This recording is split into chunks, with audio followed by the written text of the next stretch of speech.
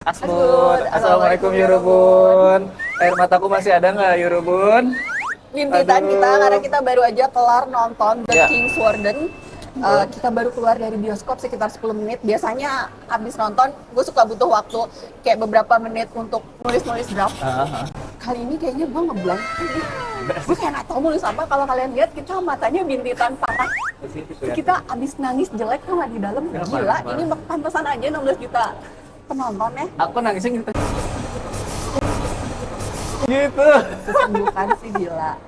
Parah banget. Nah, kita seperti biasa balik lagi ke konten react di mana kita habis nonton film Korea dan bakal langsung ceritain perasaan kami dan juga reviewnya. Tapi sebelum itu kita ceritain dulu sinopsis dari The King's Warden teh. Oke. Jadi The King's Warden ini pada saat ini berhasil meraih 16 juta penonton. Ya. Dan meraih tempat ketiga sebagai film terlaris ketiga Oke.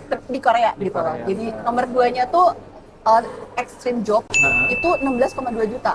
Jadi nggak tahu nih apakah nanti bakal kesusul apa enggak, tapi saat ini detik ini masih peringkat 3. Jadi The King's Warden mengisahkan tentang King Dan-jong yang merupakan Raja Joseon yang ke-6. Iya. Dia naik tahta di usianya yang ke-12 tahun. Kemudian dia memerintah dan akhirnya dikudeta atau digulingkan oleh pamannya sendiri, yaitu Pangeran Su yang di usianya 14 tahun dan dia dikucilkan di sebuah pedesaan dan wafat di usianya dia 16 tahun. Iya. Nah, film ini mengisahkan tentang perjalanan hidup dia ketika dikucilkan dan dia berinteraksi dengan warga desanya selama 2 tahun. Iya, benar sekali. Jadi sebenarnya ini adalah sebuah kisah nyata yang disajiin lagi dalam bentuk film.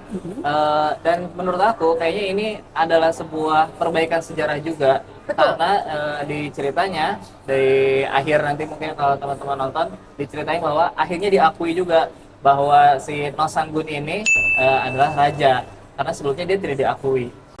Bisa dibilang kasarnya adalah akhirnya setelah 500 tahun rakyat Korea itu akhirnya berduka untuk kisah tragis raja mereka, karena ini dibilangnya adalah the hidden story ya.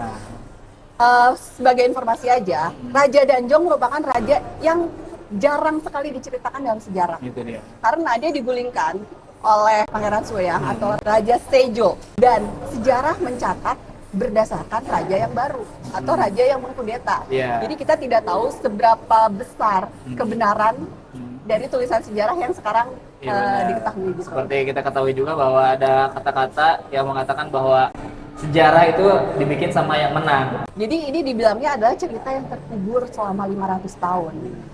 Ya karena itu sejarah yang dicatat dan diketahui rakyat Korea saat ini adalah sejarah yang dicatat oleh raja yang baru dan yang mengkudeta raja sebelumnya. Kita kan masuk ke ceritanya. Jadi kalau di sini emang diceritain bahwa si No Sang-gun ini, siapa nama aslinya teh? Si Park Ji-hoon teh? Lee Hyung-wi. Lee Hyung-wi. Jadi dia Raja Danjong. diasingkan ke sebuah desa terpencil di Yongwol. Bukannya di sana dia merasa kesepian dan lain sebagainya, dia ternyata di sana disambut dan berada di sebuah desa yang guyup gitu. Nah, disitulah bonding terjadi antara si raja terasing ini dengan warga sekitar. Jadi Raja Danjong ini awalnya ketika masih di istana dia merasa depresi dan nggak mau makan. Ya. Dan jujur itu setiap kali gue ngeliat Gi-hun ekspresinya nggak mau makan karena dia ngerasa bersalah, pengikutnya dibunuh secara kejam dan disiksa, buat dia nggak bisa makan. Ya. Itu Gi-hun gila. Gi-hun gila. Jadi awalnya dia depresi dan kayak nggak punya semangat untuk hidup.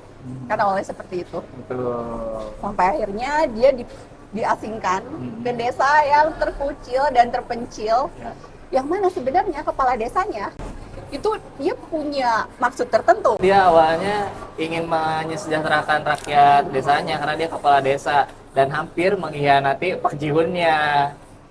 Tapi di balik itu semua ternyata ada rasa kasih sayang yang sudah terikat di antara mereka sehingga mereka tuh jadi kayak ayah dan anak gitu. Betul sekali. Padahal nggak ada hubungannya apapun. Tapi karena mereka sekian lama bersama, ikatan itu tercipta dan mereka jadi kayak saling sayang. Jadi The King's Warden ini kan sebenarnya penjaga raja ya. Iya. Jadi kan sebenarnya ini tuh dari sudut pandang si penjaganya. Aduh, gue lupa mulu namanya. Yaitu, Em Hang Do ya. iya ya.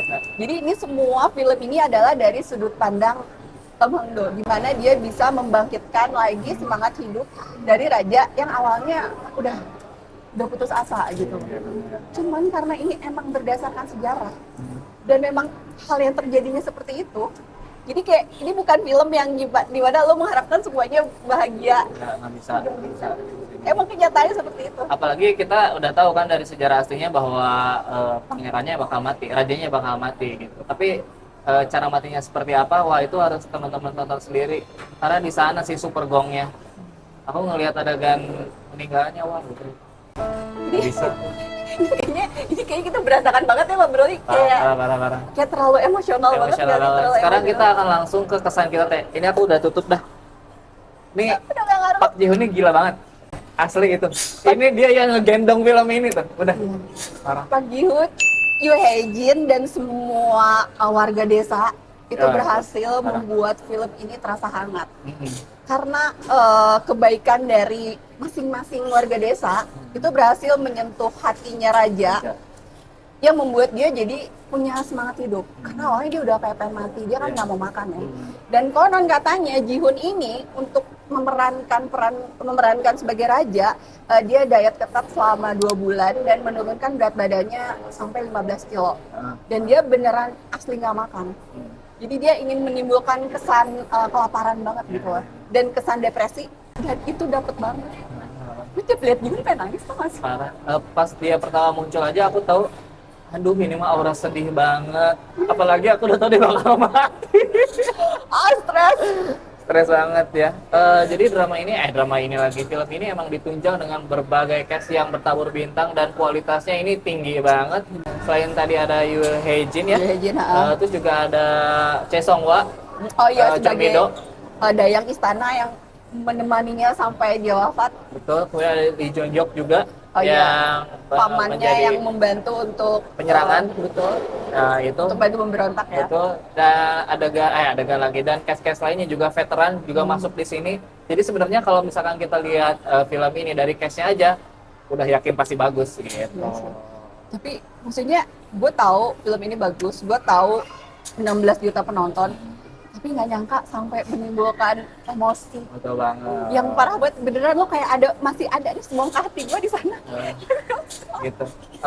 Terus juga drama ini tuh drama mulu lagi. Film ini tuh mungkin meledaknya bakal di akhir, tapi menurut aku di tengah-tengah itu ada banyak adegan yang bikin kita tersentuh juga gitu.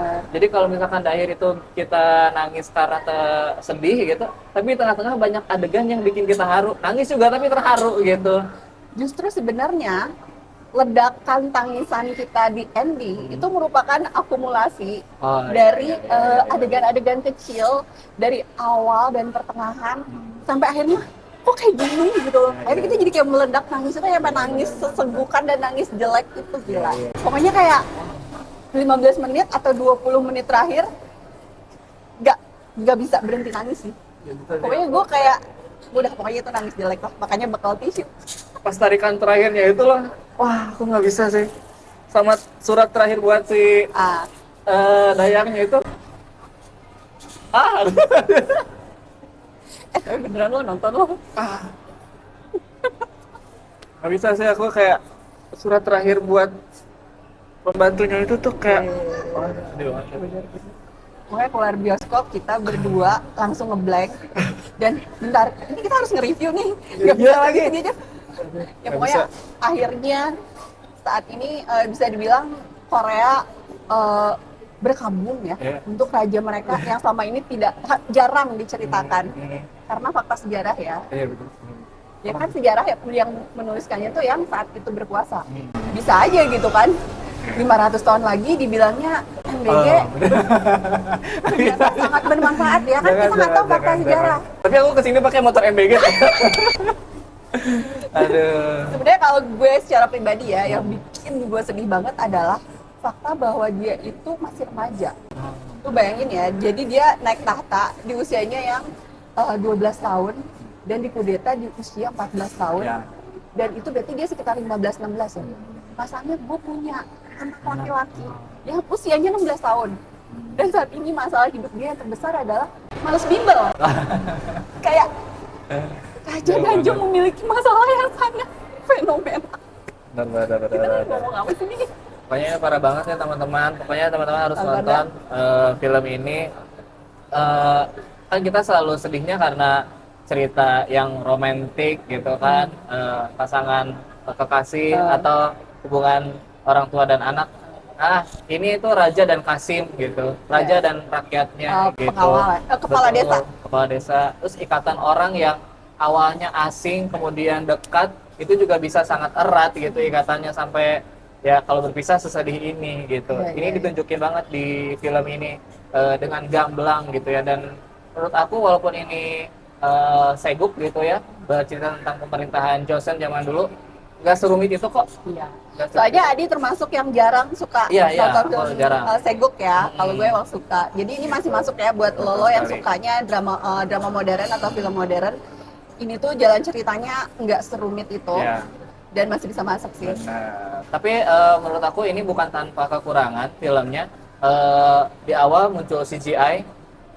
Harimau dan binatang lain itu maafin lah. kurang bagus gitu ya, kelihatan banget. Demi Jihun gue maafin. Betul sekali. Tapi ya mau gimana lagi gitu kan. CGI-nya mungkin kita baru segitu gitu. Tapi ya untuk tujuannya kita tegang karena mau diterkam ya dapat gitu.